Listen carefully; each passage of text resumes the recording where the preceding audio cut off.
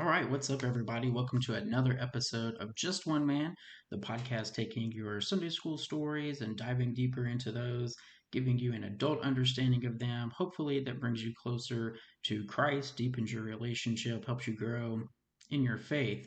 So, we've moved out of Revelation. We looked at Daniel last week, and Daniel 2 was the overview of the age of the Gentiles told by the statue that represented the timeline for the four kingdoms that would dominate in the age. That's what we studied last episode. Now, the main thing to realize from Daniel 2 is that as long as we're waiting for Christ, we are in a period of Gentile domination over Israel. And what fixes that is not going to be political peace in the Middle East, if you will, but rather Jesus' return. In the kingdom age, Israel will be the chief nation on earth, and all Jews will live in their land. And Jerusalem will be holy and protected from Gentile defilement, now the home of Jesus. So, on this episode, we move a step closer to understanding why what we discussed on last episode is important. We know the fourth kingdom is the one that really matters because it brings us to Jesus. Plus, it's the one we're in today, so it does and should have our attention. And as it turns out, that's the purpose of Daniel chapter 7. So we're going to stay in the book of Daniel, but we're going to look at chapter 7 because that's going to give us some additional details on this fourth kingdom and how it ends. So, Daniel chapter 7, verse 2, Daniel said, I was looking in my vision by night, and behold, the four winds of heaven were stirring up the great sea, and the four great beasts were coming up from the sea, different from one another. The first was like a lion, and had the wings of an eagle. I kept looking until its wings were plucked, and it lifted up from the ground, and made to stand on 2 feet like a man. A human mind also was given to it. And behold, another beast, a second one, resembling a bear, and it was raised up on one side, and 3 ribs were in its mouth between its teeth, and thus they said to it, Arise, devour much meat. After this I kept looking, and behold, another one, like a leopard, which had on its back 4 wings of a bird. The beast also had 4 heads, and dominion was given to it. All right, because of Daniel chapter 2, we can just summarize this vision because it still depicts the age of the Gentiles. But instead of statues, we now have animals. And the animals line up neatly with the other chapters. So, first, we start with the lion, which is like the head of gold in the statue. The national symbol of ancient Babylon was a lion with wings. And in the ruins of ancient Babylon, archaeologists have actually unearthed a lion statue with wings that were missing. The lion stands like a man and has a mind like a man, which symbolizes the man at the start of this age, Nebuchadnezzar. And we'll come back to this a little bit later. But then, secondly, there's a bear with 3 ribs, which represents the Medo Persian. That kingdom was a result of the uniting of the Medes and the Persians, but the Persians were by far the dominant force in the union, represented by the bear standing lopsided. Kingdom reached its zenith by conquering Lydia, Babylonia, and Egypt, hence the 3 ribs devoured by the bear.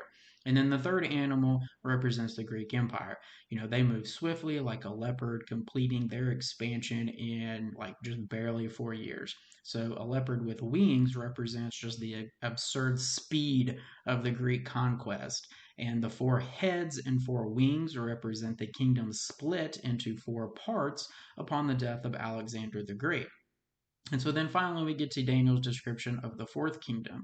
He says, After this I kept looking in the night visions, and behold, a 4th beast, dreadful, terrifying, extremely strong, and it had large iron teeth. It devoured and crushed and trampled down the remainder with its feet, and it was different from all the beasts that were before it, and it had 10 horns. While I was contemplating the horns, behold, another horn, a little one, came up among them, and 3 of the first horns were pulled out by the roots before it, and behold, this horn possessed eyes like the eyes of a man, and a mouth uttering great boasts. All right, like Daniel 2, this fourth kingdom breaks the pattern. Remember, in Daniel 2, the fourth kingdom began with Rome, but it becomes an alliance of Gentile powers over time. And these bits and pieces of what was once a single kingdom conspire to achieve the purpose of the age. They subjugate Israel, scattering the people outside the land and maintain control over Jerusalem. Well, in the case of the first three animals, Daniel refers to real animals. But in this case, he's at a loss for a comparison. He just simply says that it was dreadful and terrifying. And like the statues, the fourth beast crushes and breaks apart the previous three kingdoms. But now we get some additional information beginning with the 10 horns. In addition to the 10, we find out there's going to be an 11th who emerges out of the 10. And notice the 11th horn is personified. He has eyes and a mouth of a man. This reminds us of Daniel's description of the lion, standing like a man with the mind of a man. Also, remember that Nebuchadnezzar was the only man granted power over the whole earth. So, we're starting to see this pattern that the ones who come at the end is like the one who comes at the beginning. And when the 11th horn appears, it says that it uproots three of the original 10 and then takes his place as the leader of the group. Now, before we look at this extra horn, let's just finish this vision real quick, picking up in verse 9. I kept looking until thrones were set up, and the Ancient of Days took his seat. His vestiture was like white snow, and the hair of his head like pure wool. His throne was ablaze with flames, its wheels were a burning fire. A river of fire was flowing, and coming out before him, thousands upon thousands were attending him, and myriads upon myriads were standing before him. Then the court set, and the books were opened. So the end of the age happens with the Ancient of Days seated on his throne and ruling in judgment. So we remember that the statue ended in the same way with the rock, which was Christ, who comes down from heaven to set up the kingdom. So now Daniel finishes his attention drawn to that fourth beast. So that's where the rest of the chapter goes, as we would expect. Verse 20, it says, and the meaning of the 10 horns that were on its head, and the other horn which came up, and before which three of them fell, namely that horn which had eyes and a mouth, uttering great boasts, and which was larger in appearance than its associates. I kept looking, and that horn was waging war with the saints and overpowering them until the Ancient of Days came, and judgment was passed in favor of the saints and the highest one, and the time arrived when the saints took possession of the kingdom.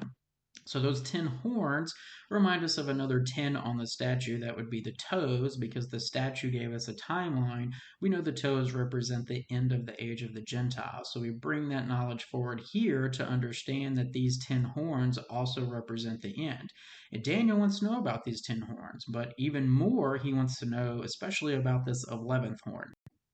Thus he said, the fourth beast will be a fourth kingdom on the earth, which will be different from all the other kingdoms and will devour the whole earth and tread it down and crush it. As for the 10 horns, out of this kingdom 10 kings will arise, and another will arise after them, and he will be different from the previous ones and will subdue 3 kings. He will speak out against the Most High, wear down the saints of the highest one, and he will intend to make alterations in time and in law, and they will be given into his hand for a time, times, and half a time. But the court will sit for judgment, and his dominion will be taken away, annihilated, and destroyed forever. Then the sovereignty, the dominion of the greatness of all the kingdoms under the whole heaven will be given to the people of the saints of the highest one. His kingdom will be an everlasting kingdom, and all the dominions will serve and obey him. All right, so again, we're told this fourth kingdom crushes, breaks into pieces prior kingdoms. This fourth period of the age is a period of fracturing and dividing the world into pieces, and these pieces expand to devour the whole earth, uniting into a single kingdom. Eventually, it will be led by this 11th ruler for a time's time and half a time. Now, this obscure reference to a period of time is one of several places we see a clear connection to Revelation, because this term appears only here and in Revelation, and if it were not for Revelation, we wouldn't even be able to interpret its meaning. But in Revelation, we learn that this term means 3.5 years. Okay, so obviously, I'll explain this later and we'll go into this a little bit later, but that's what we learned from Revelation. So this world ruler will gain complete control over the world for that period of time, but then after 3.5 years, the leader's authority and dominion will be taken away by the saints of the highest one at his appearing, and a new kingdom will be everlasting. So, to summarize that, we have confirmation of what we learned in Daniel 2, that the age of the Gentiles will consist of fourth kingdoms. Fourth kingdom's far more important because it brings us to the end of the age and the arrival of Christ. And at the end of the age, the world is ruled by 10 rulers that eventually become one man ruling the world with 7 others. So there's some important details that we just learned. We have 10 kingdoms before the 11th ruler can appear. This enables us to debunk theories others have as to the identity of this 11th ruler, because we don't have just 10 yet. The second coming of Christ awaits these things. So Daniel 7 helps to confirm the kingdoms laid out in Daniel 2, emphasize the importance of the fourth kingdom, and reveals how the fourth kingdom ends. 10 leaders, then 3 of them get overrun by this one leader, and then you have those 7 leaders plus the one. So we've also learned that the church age exists entirely in this fourth period, which should lead to a fundamental question: how long will the church exist within this period? Will it exist until the end of the age, or will it end prior to the end? Well, we learned in part 2 of John's outline that the church will experience 7 periods in its existence, and we're in the 7th one now. So we know we're approaching the end of the church age, but that doesn't really tell us what the relationship between the end of the church and the end of the age of the Gentiles is. We're lacking details about the timing of the events, and guess what? Daniel chapter 9 gives us the timing of those events and lets us put the church into a proper perspective. Now, we'll study the timing of the 4 sections, beginning with Daniel's mistake. So, we're going to jump over to Daniel chapter 9, verse 1, and it says, "In the first year of Darius, the son of somebody, I can't say that name, of Median descent, who was made king over the kingdom of the Chaldeans. In the first year of his reign, I, Daniel, observed in the books the number of the years which was revealed as the word of the Lord to Jeremiah the prophet for the completion of the desolations of Jerusalem, namely 70 years."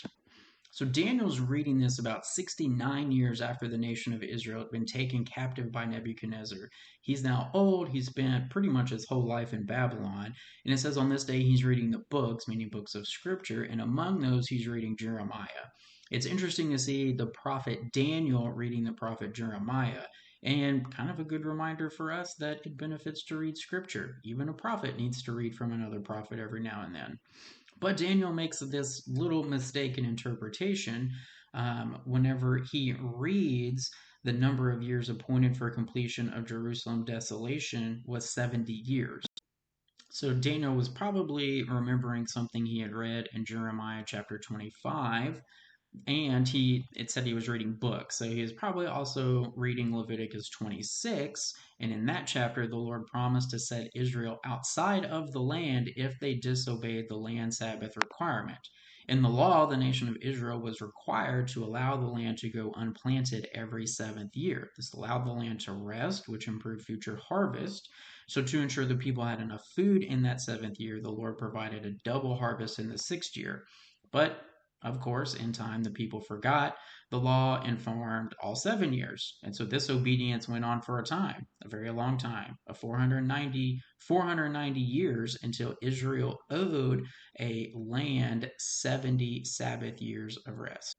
So Daniel puts 2 and 2 together, concludes that Israel's 70 years in Babylon was the appointed time for that penalty, and since the 70 years was about to end, then his people were about to be set free and allowed to return to Israel. And Daniel was correct in that assumption. In a couple of years, Darius would be replaced by Cyrus, and Cyrus would issue a decree allowing Israel to return to the land. Jeremiah didn't specify that the period for the land rest was 70 years, but Daniel assumed, Jeremiah did specify that, but Daniel just assumed a little too much about that period. Specifically, he assumed that the 70 years was the entire time for the age of the Gentiles represented by the statute. Daniel assumed that once Israel had paid its penalty in Babylon in return to the land, the kingdom would arrive as well. And we know that because of what Daniel does next.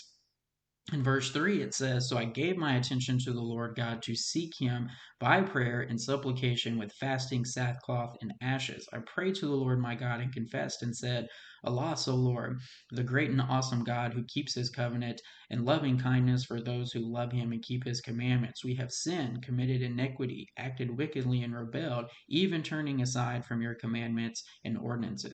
So Daniel launches into this long confessional prayer, praying not only for himself, but the entire nation, because he's expecting the age of the Gentiles to end and the kingdom to begin. And to help move that process along, Daniel enters into this confessional prayer. And if you're wondering why, it's because, again, also in Leviticus chapter 26, the Lord calls Israel to confess their sins against him for violating the old covenant, including ignoring the land Sabbath. They must confess their sin and the sin of their forefathers' disobedience and acting in hostility against God. So if a future generation of Israel makes these confessions, then the Lord will remember his promises to Abraham, Isaac, and Jacob. So as Daniel read the words, he correctly recognized that the 70 years of Israel's captivity in Babylon was penalty for their ignoring the land Sabbath. But he also mistakenly assumed that those 70 years marked the end of the age of the Gentiles. So he engages in this national confessional prayer, hoping to usher in the kingdom. And so he has the right idea, just the wrong timing. The end of the age of the Gentiles will, in fact, end with the nation of Israel turning to God, confessing their sin, as Leviticus requires, but that moment didn't happen in Daniel's day, obviously, right? And it still hasn't happened. So Daniel's mistakes prompts the Lord to correct Daniel's mistake by sending the angel Gabriel to give Daniel the correct view. And in the process, we gain answers to our questions about the timing of the end of the age and its relationship to the church. So, picking up in verse 20, now while I was speaking and praying and confessing my sin and the sin of my people Israel, and presenting my supplication before the Lord my God on behalf of the holy mountain of my God, while I was still speaking in prayer, then the man Gabriel, whom I had seen in the vision previously, came to me in my extreme weariness about the time of the evening offering. He gave me instruction and talked with me and said, "O Daniel, I have now come forth to give you insight with understanding. At the beginning of your supplications, the command was issued, and I have come to tell you, you are highly esteemed. So give heed to the message and gain understanding from the vision." So Daniel's praying, and God sends Gabriel to Daniel to give him insight with understanding. So here's the correct understanding of God's plan for the age of the Gentiles in verse 24. 70 weeks have been decreed for your people in your holy city to finish the transgression, to make an end of sin, to make atonement for iniquity, to bring in everlasting righteousness, to seal up vision and prophecy, and to anoint the most holy place. So Gabriel tells Daniel that 70 weeks have been appointed for Daniel's people, not merely 70 years. But 70 weeks can't be right because that's less than 70 years. And that confusion is a result in an unfortunate translation choice in the English Bible. The literal word in Hebrew is Shavat, which is literally translated as sevens. So Gabriel said that the time for Daniel's people and for the city of Jerusalem would be 77s, which equals 490. But 490 what? Days, weeks, months, years? Really, the only conclusion is years. So Gabriel burst Daniel's bubble, saying age of the Gentiles would last 490 years. But how can that be true? Because we've already passed 490 years, and yet the age is still going on. We haven't seen the 10 kings. We haven't seen a single world leader running the entire world. And we certainly haven't seen the Lord return to set up his kingdom. Well, it turns out the 490 years is counted in a unique manner, and Gabriel gives us the way to count those years in the next passage, picking up in verse 25. He says, "So you are to know and discern that from the issuing of a decree to restore and rebuild Jerusalem until the Messiah, the Prince, there will be 7 weeks and 62 weeks. It will be built again with plaza and moat, even in times of distress. Then, after 62 weeks, the Messiah will be cut off and have nothing, and the people of the Prince who is to come will destroy the city and the sanctuary, and its end will come with a flood. Even to the end there will be war, desolations are determined. And he will make a firm covenant with the many for 1 week.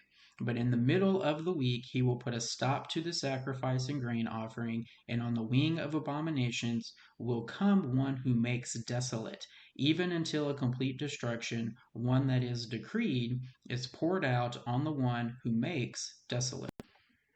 If you can find a visual of this, that would be really, really helpful for you. I would recommend the versebyverseministry.org. You can check out like their Revelation study, and they have a lot of good slides and tools and stuff. So I'm going to try to explain this from an audio standpoint as best I can. So Daniel's 77s are counted in 3 blocks. The first block runs from the issuing a decree to rebuild the city until the rebuilding is complete. So the first section lasts 7 sevens or 49 years. The second block runs continuously from the rebuilding of the city until the Messiah. That second block is 62 weeks or 434 years and ends with the Messiah being quote unquote cut off. We now understand that being cut off refers to Jesus' death on the cross.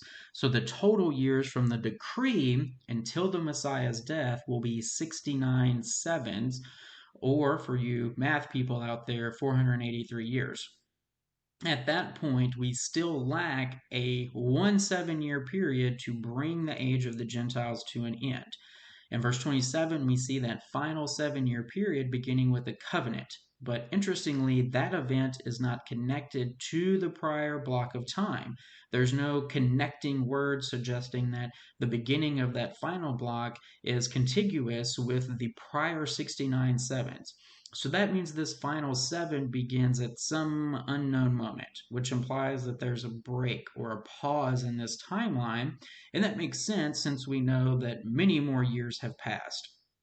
So in verse 27, we're told that the pause or break begins or ends, with the signing of a covenant between the one and many for 1 7 year period. Once that covenant is signed, the pause ends and the final 7 year period begins. At the end of the 7 year period, the one meets a complete destruction and the age ends. So, who is this one and the many in this covenant? Well, the many must mean Israel, because the effects of the covenant is to allow grain offerings and sacrifices, and only the Jewish people engage in those practices. So it's logical to assume that Israel is the many entering into an agreement to that effect. And then there is a quote, one who will broker that deal with Israel. Since the one is not specified in the text, then we got to refer to someone already known to Daniel. And since this is happening at the end of the age, it leads us to conclude that the one will be the little horn. The one comes upon the scene, eventually takes over the world for 3.5 years before the end of the age. When that 11th horn strikes a covenant with Israel, the clock starts and the age enters into this final 7 year period. So now where does the church fit into this plan? Well, Paul tells us in Romans chapter 11 that the pause in the timeline is made necessary by the church. Romans 11:7. What then? What Israel is seeking is it has not obtained, but those who were chosen obtained it, and the rest were hardened. I say then, they did not stumble so as to fall, did they? May it never be. But by their transgression, salvation has come to the Gentiles to make them jealous. And then jump down to verse 25 in chapter 11. For I do not want you, brethren, to be uninformed of this mystery, so that you will not be wise in your own estimation, that a partial hardening has happened to Israel until the fullness of the Gentiles has come in.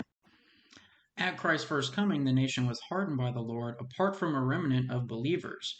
But this God intended stumble for Israel was not intended to bring them ruin. Instead, they are hardened so that salvation could come to the Gentiles.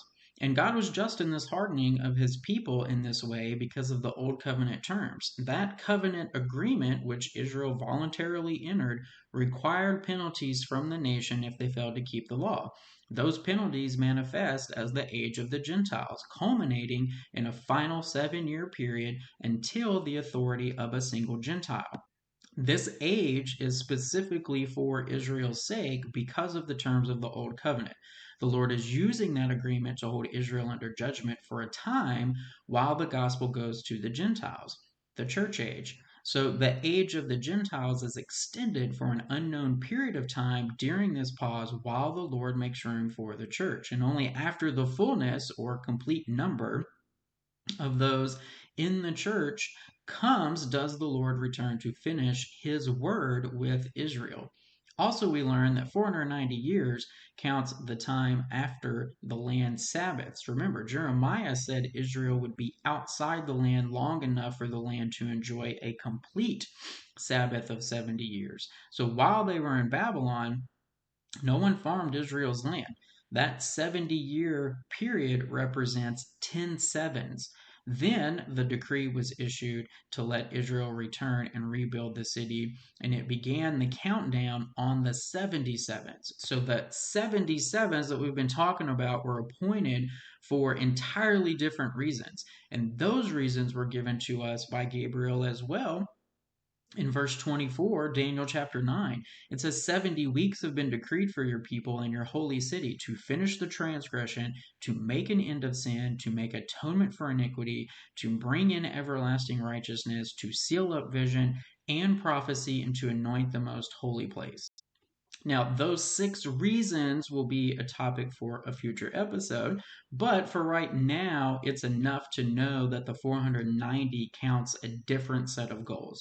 So, altogether, the two combined equal a length of time for the age of the Gentiles as 87s.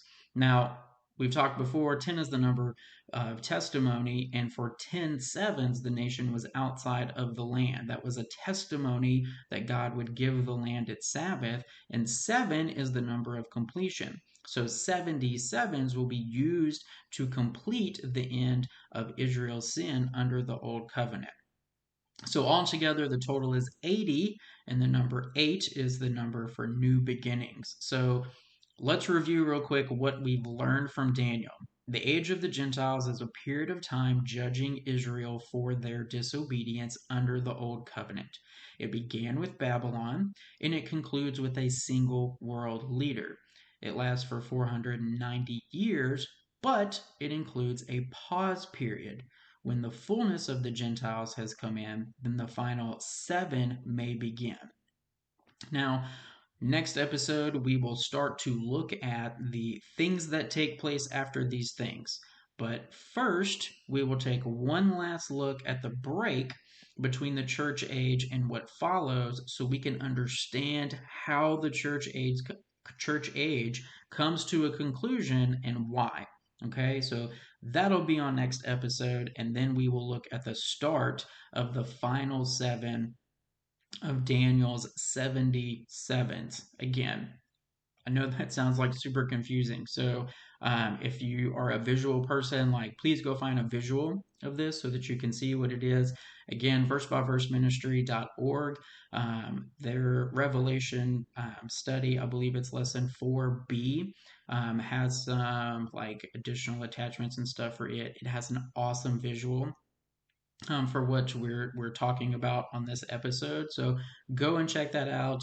Look at those visuals as you go through and study, and please study this for yourself. So thanks so much for listening. I know that this is a couple of days late. The Just One Man household has been hit by the flu, so that has kind of delayed some production and recording just a little bit. But hopefully I'll get the next episode will be able to come out on Friday without any kind of delay. So thank you all so much for listening. I really appreciate it. You can follow me on Instagram, on Twitter. It's BrandonTubbs24. Most importantly, you can share the episode with other people that you think would benefit from it, just if nothing else, to either introduce them to Christ or, help them to deepen their relationship with Christ as well. So thanks so much, and hopefully another episode will drop in just a few days. God bless everybody.